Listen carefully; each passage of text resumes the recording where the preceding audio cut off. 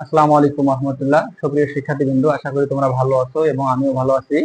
মজার মজার ইংরেজি শিখি আজকের এই আইডেন্টিটি তোমাদের সকলকে অভিনন্দন। গত লেকচার 4-তে আমরা অ্যাসার্টিভ সেন্টেন্স এবং ইন্টারোগেটিভ সেন্টেন্স সম্পর্কে বিস্তারিত আলোচনা করার চেষ্টা করেছি। আজকে আমরা ইম্পারেটিভ সেন্টেন্স, অপারেটিভ সেন্টেন্স এবং এক্সক্লামেটরি সেন্টেন্স সম্পর্কে আলোচনা করব ইনশাআল্লাহ। তা আমি কথা না বলে আমি চলে যাচ্ছি মূল আলোচনায়। আজকে যে বিষয়টি আমি এখানে লিখেছি যে ইম্পারেটিভ সেন্টেন্স। আসলে ইম্পারেটিভ সেন্টেন্স বুঝতে গেলে অবশ্যই তার কিছু বাংলা বিষয় জানতে হবে আমাদের, যে আদেশ, উপদেশ, অনুরোধ এবং প্রস্তাব।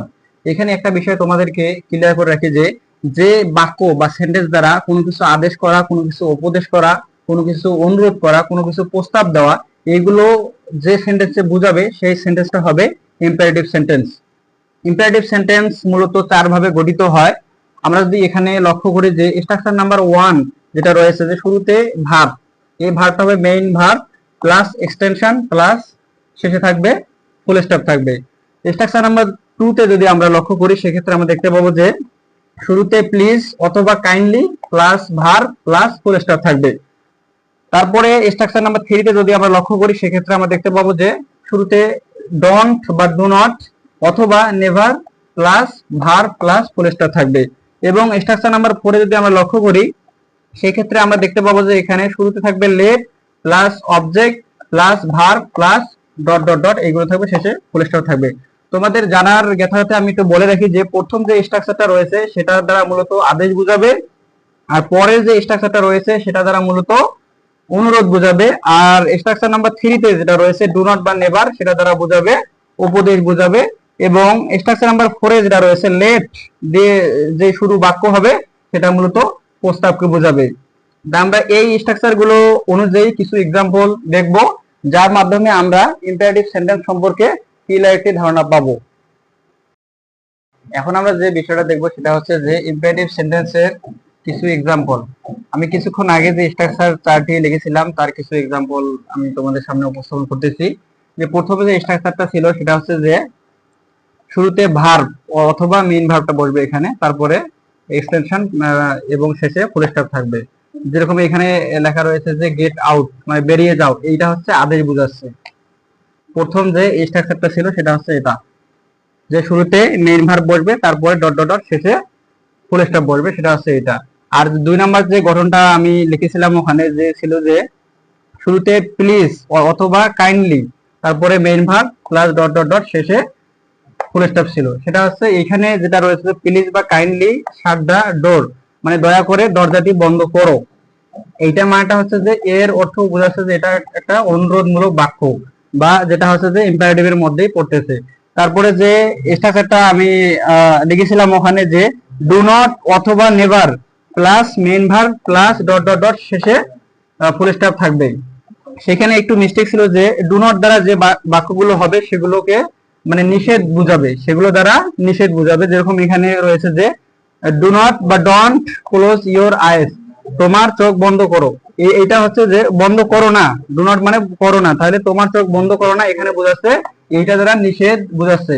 আর একটা বিষয় বলে রাখি, এখানে নিষেধ বোঝালেও এখানে একটু লিখে রাখি যে উপদেশ নিষেধ, নিষেধ বোঝালেও ইম্পারেটিভ সেন্টেন্স হয়ে থাকে। তারপরে যে বিষয় রয়েছে যে নেভার নেভার টেল এ লাই, মিথ্যা কথা কখনো বলিও না। আর এটা হচ্ছে যে নেভারের যে আমরা স্ট্রাকচারটা রয়েছিল যে ডোন্ট বা নেভার যে রয়েছিল, তারপরে ভার্ব থাকবে, মেইন ভার্ব থাকবে, তারপরে শেষে থাকবে ফুল স্টপ থাকবে। আর এখানে যে সেন্টেন্সটা আমি লিখেছি যে নেভার টেল এ লাই, কখনো মিথ্যা কথা বলিও না, এটা হচ্ছে একটা উপদেশমূলক বাক্য বোঝাচ্ছে। আর উপদেশমূলক বাক্য বোঝালে সেটা ইম্পারেটিভ সেন্টেন্সের মধ্যে চলে আসে। আর সর্বশেষে যে আমি একটা স্ট্রাকচার লিখেছিলাম যে শুরুতে লেট থাকবে, তারপরে অবজেক্ট থাকবে, তারপরে ভার্ব থাকবে এবং ডট ডট ডট শেষে ফুল স্টপ থাকবে। সেই ক্ষেত্রে এই বাক্যটা বোঝাবে প্রস্তাব। আর একটা বিষয় মনে রাখবা যে কোনো সেন্টেন্স যদি প্রস্তাব বোঝায় সেই ক্ষেত্রে লেট দিয়ে শুরু হয়, এবং লেট দিয়ে শুরু হলে সেই সেন্টেন্সটা ইম্পারেটিভ সেন্টেন্স হিসেবে গণ্য হবে। আমরা ইম্পারেটিভ সেন্টেন্স সম্পর্কে যে স্ট্রাকচার গুলো রয়েছিল সেগুলো তো আমরা এখানে দেখলাম এবং গঠন অনুযায়ী কিছু এক্সাম্পল দেওয়ার চেষ্টা করেছি, এবং আমরা ইম্পারেটিভ সেন্টেন্স সম্পর্কে এখন অজানা কিছু তথ্য জানার চেষ্টা করব। এখন আমরা যে বিষয়টা দেখব সেটা হচ্ছে যে ইম্পারেটিভ সেন্টেন্স সম্পর্কে অজানা কিছু তথ্য। প্রথমে যে আমি অজানা তথ্যটা লিখেছি সেটা হচ্ছে যে সাবজেক্ট ইউ উজ্জ্বল থাকবে। সাবজেক্ট ইউ উর্ধ্ব থাকবে। 2 নম্বরে যে অজানা তথ্যটি আমি লিখেছি সেটা হচ্ছে যে ভার্ব প্লাস ইউ সমান অ্যাসার্টিভ সেন্টেন্স হয়।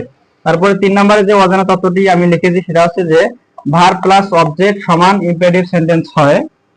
4 নম্বরে যে বিষয়টি আমি লিখেছি অজানা তথ্যের মধ্যে যে ভার্ব প্লাস অবজেক্ট এবং শেষে যদি কোশ্চেন মার্ক থাকে সেক্ষেত্রেও ইম্পারেটিভ সেন্টেন্স হবে। আমরা যদি কিছু এক্সাম্পল এগুলো নিয়ে তাহলে দেখা যাবে খুবই ভালো হবে আমাদের জন্য।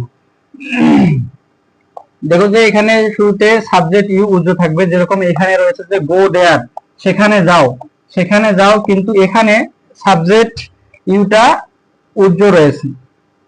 এখানে হওয়া এমনটা উচিত ছিল যে এটা যে শুরুতে সাবজেক্ট ইউ থাকবে, তারপরে ভার্ব, তারপরে দেয়ার থাকবে। সেক্ষেত্রে দেখা যায় যে এটা একটা রিডান্ডেন্সি হয়ে যায় বা দ্বিরুক্ত শব্দ যে রয়েছে বারবার উচ্চারণ সেটা আসলে বোঝাবে। সে কারণে এখানে আসলে ইটা হবে না, এখানে গো দেয়ার বলতে বোঝাচ্ছে যে সেখানে যাও, মানে তুমি সেখানে যাও। এইখানে সাবজেক্ট ইউ উর্ধ্ব রয়েছে এখানে। 2 নম্বরে যে বিষয়টা রয়েছে যে verb plus subject, verb plus you সমান অ্যাসার্টিভ সেন্টেন্স হয়। যেরকমটা এখানে রয়েছে যে থ্যাংক ইউ মানে হচ্ছে ভার্ব প্লাস ইউ, যেটা হচ্ছে অ্যাসার্টিভ সেন্টেন্স। তারপরে যে বিষয়টা রয়েছে যে ভার্ব প্লাস অবজেক্ট সমান ইম্পারেটিভ সেন্টেন্স হয়। যেরকম রয়েছে এখানে থ্যাংক, তারপরে রয়েছে দেম, যে থ্যাংক দেম তাদেরকে ধন্যবাদ, এইখানে দেমটা হচ্ছে একটা অবজেক্ট। আর শুরুতে ভার্ব প্লাস যদি অবজেক্ট থাকে সেক্ষেত্রে ইম্পারেটিভ সেন্টেন্স হয়। এবং শেষে যে বিষয়টা রয়েছে এখানে যে ভার্ব প্লাস কোশ্চেন মার্ক যদি হয় সেক্ষেত্রেও ইম্পারেটিভ সেন্টেন্স হবে। যেরকম এখানে রয়েছে যে শুরুতে ভার্ব রয়েছে, তারপর অবজেক্ট, তারপরে কোশ্চেন মার্ক রয়েছে যে গেট আউট মানে বেরিয়ে যাও, শেষে কোশ্চেন মার্ক রয়েছে, এই ক্ষেত্রেও ইম্পারেটিভ সেন্টেন্স হবে। আমি আশা করি যে ইম্পারেটিভ সেন্টেন্স সম্পর্কে তোমরা একটা ভালো ধারণা পেয়েছো। আমরা এবার দেখবো যে অবজেক্টিভ সেন্টেন্সের একটু বিস্তারিত আলোচনা করার চেষ্টা করব। এখন আমরা যে সেন্টেন্সটা নিয়ে আলোচনা করব সেটা হচ্ছে যে অবজেক্টিভ সেন্টেন্স। অর্থনীতির সেন্টেন্সে 5 প্রকার রয়েছে, তার মধ্যে 4 নাম্বার হচ্ছে অবজেক্টিভ সেন্টেন্স, আর যার বাংলা অর্থ হচ্ছে যে শুভ কামনামূলক বাক্য। যে সেন্টেন্স গুলো দ্বারা কোনো কিছু শুভ কামনামূলক উদ্দেশ্যে কাউকে বলা হয় সেটাই মূলত হচ্ছে অবজেক্টিভ সেন্টেন্স। তা আমরা অবজেক্টিভ সেন্টেন্সের স্ট্রাকচারটা একটু দেখি। সেক্ষেত্রে হচ্ছে শুরুতে মে অথবা লং অথবা উইশ প্লাস অ্যাসার্টিভ। অ্যাসার্টিভ মানে হচ্ছে যে subject plus verb plus object dot dot শেষে ফুল স্টপ থাকবে।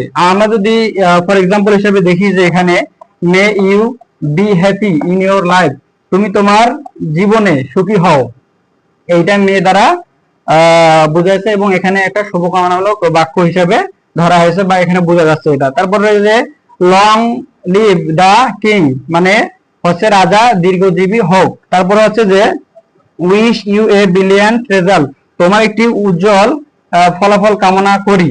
এখানে যে বাক্যগুলো আমি লিখেছি এক্সাম্পল হিসাবে সেগুলো হচ্ছে মূলত শুভ কামনামূলক বাক্য। এর মাধ্যমে মধ্য দিয়ে আমরা বুঝতে পারলাম যে আসলে অবজেক্টিভ সেন্টেন্সের স্ট্রাকচার এবং প্লাস কিছু এক্সাম্পলের মাধ্যমে আমরা অবজেক্টিভ সেন্টেন্স সম্পর্কে ভালো একটা ধারণা পেয়েছি। আমরা এখন দেখব যে এক্সক্লামেটরি সেন্টেন্সের বিস্তারিত একটু আলোচনা করব। এখন আমরা যে বিষয়টা দেখব সেটা হচ্ছে যে এক্সক্লামেটরি সেন্টেন্স। এক্সক্লামেটরি সেন্টেন্স মানে হচ্ছে যে বিস্ময় সূচক বাক্য। আসলে এটা দ্বারা এমনটা বোঝাচ্ছে যে যে বাক্য দ্বারা হঠাৎ কোনো অবাক করা কোনো কিছু হয়ে যায় সেটা হচ্ছে আসলে বিস্ময় সূচক বাক্য। আমরা কিছুক্ষণ পরে সেগুলো এক্সাম্পল দেব, তার আগে আমরা স্ট্রাকচার গুলো একটু দেখে নেই।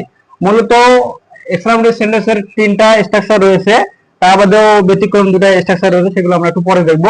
প্রথমে আমরা যে মূলত 3টা স্ট্রাকচার রয়েছে সেগুলো আমরা একটু দেখব।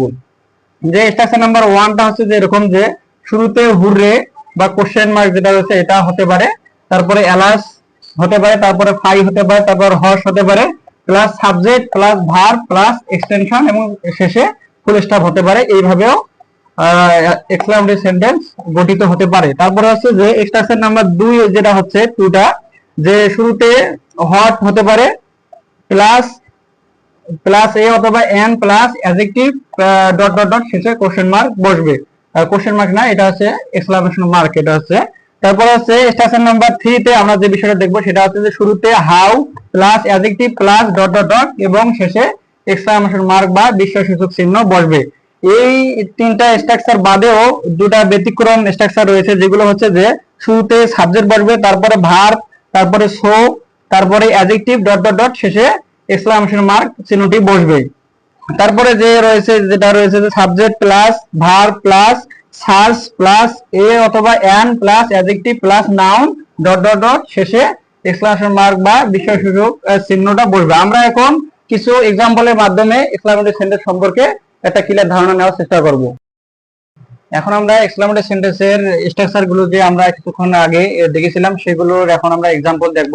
যে আমি প্রথমে যে স্ট্রাকচারটা লিখেছিলাম যে শুরুতে হুররে এলাস বা হচ্ছে হাই হয়, তারপরে দেখা যাবে যে সাবজেক্ট, তারপরে ভার্ব হবে, তারপর এক্সটেনশন হবে এবং শেষে ফুল স্টপ থাকবে। সেই ক্ষেত্রে দেখা যাবে যে এটা এক্সক্লামেটরি সেন্টেন্স হবে।